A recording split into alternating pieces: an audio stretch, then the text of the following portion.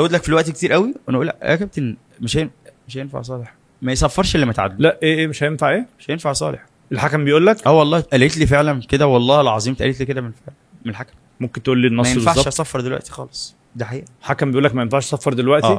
وحصلت كمان بقول لك مع انديه كتيره، مع النادي الاهلي، مع بيلعب انديه كتيره جدا صغيره وبيعدي الوقت والحكام ما بيصفرش لما النادي الاهلي يجيب جون.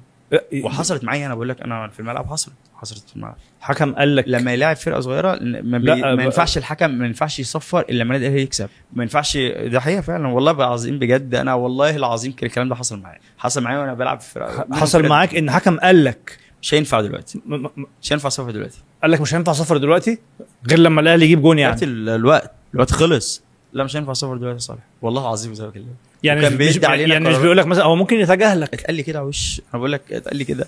وكان بيصفر كل قرارات عكسيه علينا في الماتشات. شهاده قدام ربنا. ده حقيقه والله بجد، انا بتكلم بجد.